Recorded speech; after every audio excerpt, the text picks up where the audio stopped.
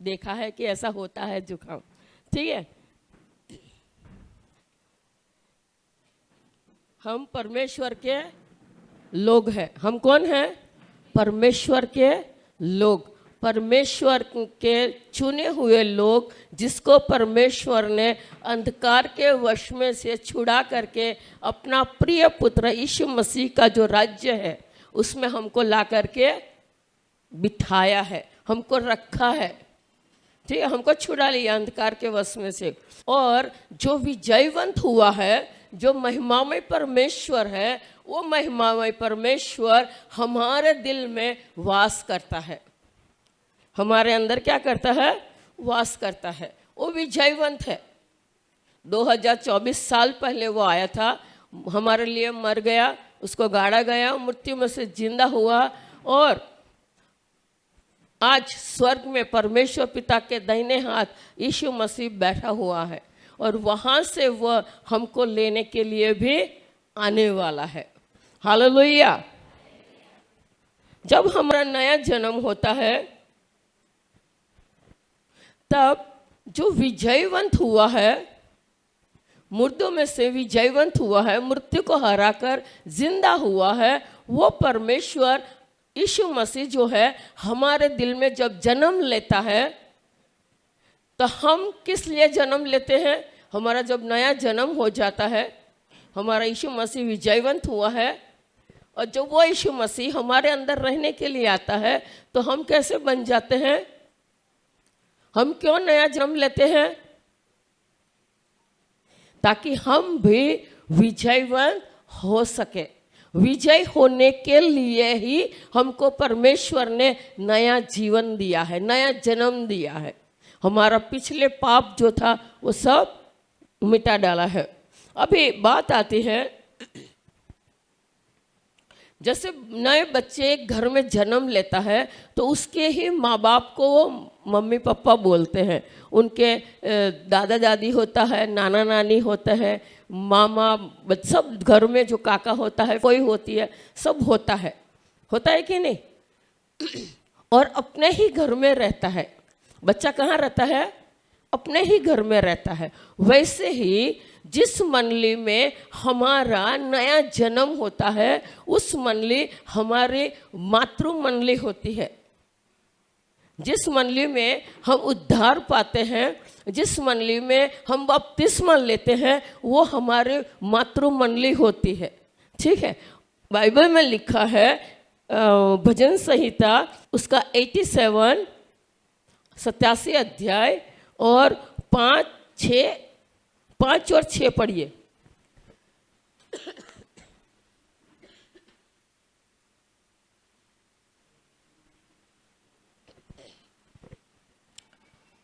भजन संहिता 87 उसका 5 और 6 कलम पढ़िए।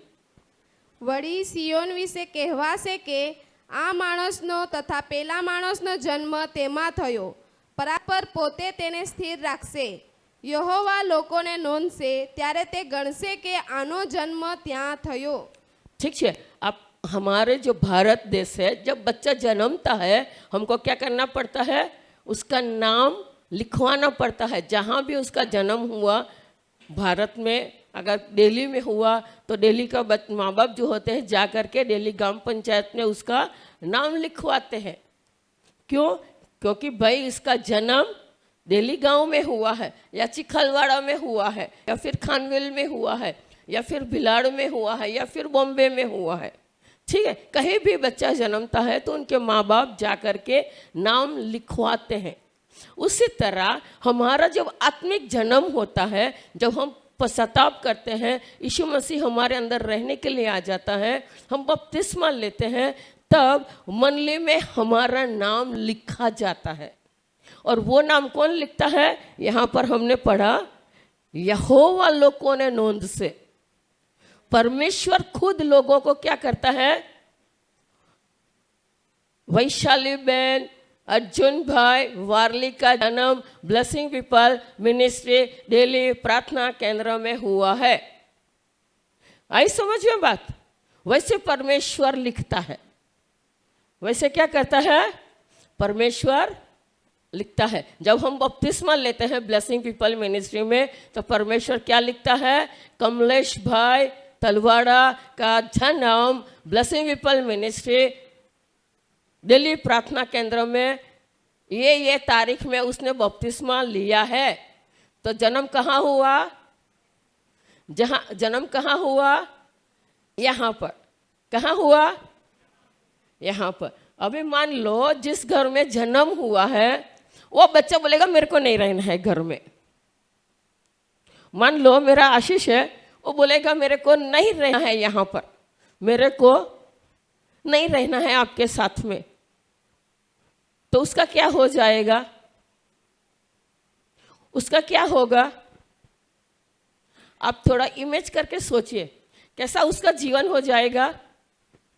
शायद उसको खाने की कमी पड़ जाए, पानी की कमी पड़ जाए, कपड़े की तंगी पड़े, होता है कि नहीं? पैसे की तंगी पड़ जाए। वैसे ही आत्मिक जीवन में भी होता है। जहाँ हमारा आत्मिक जन्म हुआ है, जहाँ पर हम बपतिस्मा लिया है, जिस मंडली में हम बपतिस्मा लिया है, जिस मंडली में हम खाना खाते हैं, खाना मतलब आत्मिक भोजन, जहाँ हम आत्मिक भोजन खाते हैं, आत्मिक पानी पीते हैं, जहाँ हमको पहनने के लिए कपड़े मिलते हैं, आत्मिक कपड़े, न्यायपरायण वस्त्र हमको मिलता है, धार्मिकता का वस्त्र हमको जहाँ मिलता है पहनने के लिए, अगर वो छोड़ करके हम बोलेंगे नहीं हम तो दूसरी जगह जाएंगे, तो क्या होगा? हमारा धार्मिकता का जो वस्त्र है वो निकल जाता है। हमको खाने को, हमको आत्मिक भोजन कम पड़ जाता है, आत्मिक पानी कम पड़ जाता है। क्यों? क्योंकि जहाँ से हमको भरपूरी मिलती थी वो हमको छोड़ दिया है। उसने हमको वो जगह हमको ने छोड़ दिया। इसीलिए परमेश्वर कहता है कि यहोवा एमने नोंध से के छे। શું લખ્યું છે? યહોવા એમને નોંધ છે કે આ માણસનો જન્મ અહીં થયો, આ માણસનો જન્મ અહીં થયો। पड़ी समझ? હવે कई लोग ऐसे होते हैं, कई लोग क्या होते हैं, मेरा ही गवाही दे दो आपको। कई साल पहले हम बहुत छोटे छोटे थे, मेरे घर में मेरे काका काकी थे, मेरे काका के दो छोटे छोटे बच्चे वो छोड़ करके दोनों चल बसे, दुनिया छोड़ दिया दोनों ने।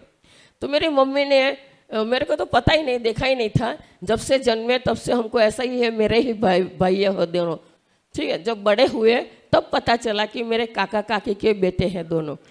तो मेरी जो फोई थी वो क्या करती थी, मेरी माँ जैसे मैं अनमोल अभिषेक को रखती हूँ वैसे ही मेरी माँ भी रखती थी।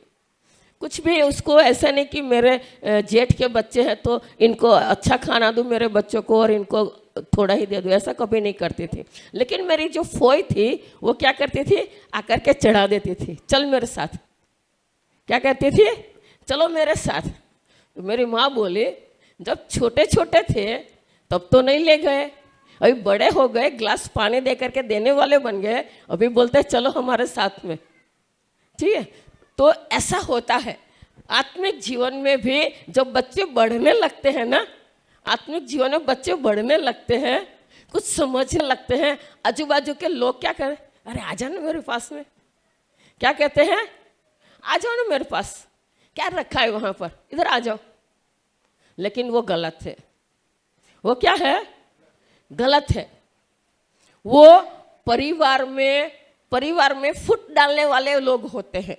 वो कौन होते हैं? परिवार में फुट डालने वाले लोग होते हैं। और ऐसे लोगों को कभी सुनना नहीं। मेरे दो भाइयों ने सुन ली, मेरे चाचा के भाइयों ने, आज उसका सत्यानाश हो गया है। कोई ना उनका शादी हुआ है, ना उनका खाने के लिए है, ना उनके पास कपड़े पहनने के लिए है। प्रॉब्लम ये हो, आत्मिक कृति से भी वैसे ही हो जाए। हम जब दूसरों की सुनते हैं हमारे जीवन में सब प्रकार की कमी आने लग जाती है। सब प्रकार की क्या हो जाती है? कमी आने लग जाती। इसीलिए परमेश्वर का वचन में यहाँ पर लिखा है, 5 और 6 में लिखा है, વળી સિયોન વિશે કહેવાશે કે આ માણસનો તથા પેલા માણસનો જન્મ તેમાં થયો અને પરાત્પર પોતે તેને સ્થિર રાખશે. अगर आपको स्थिर रहना है, प्रभु में स्थिर रहना है, प्रभु में मजबूत रहना है, तो यहोवा परमेश्वर ने जहाँ पर आपकी नोंदणी किया है, जहाँ पर आपका नाम लिखा है, जहाँ पर नाम लिखा मतलब जहाँ आपने बपतिस्मा लिया, जो मंडली में, जिस मंडली में, यहाँ पर अगर आपने बपतिस्मा लिया है तो यहाँ पर रह करके आप प्रभु में आगे बढ़े, क्योंकि परमेश्वर का वचन लिखा है परात्पर पोते तेने स्थिर कर से. अगर आपको स्थिर होना है तो परमेश्वर आपको स्थिर करेगा. अपने आप स्थिर, मान लो एक पेड़ है, एक पेड़ अपन ला करके खेत में डाल दिया, लगा दिया, ठीक है. अभी 2-3 महीना हो गया, उसको उखाड़ के फिर दूसरी जगह रखो, बोलेगा नहीं नहीं ये बराबर नहीं है, यहाँ से उठा कर फिर दूसरी जगह रखो, वो जड़ पकड़ेगा, वो स्थिर नहीं होगा. उसी तरह हमको एक ही जगह पे रहना है. एक पेड़ को एक ही जगह पे रखेंगे तो 3-4 साल या 5 साल में जितनी उसकी उम्र है फल देने की, उस समय के अनुसार वो क्या देगा? फल देगा. क्या देगा? फल देगा. क्यों?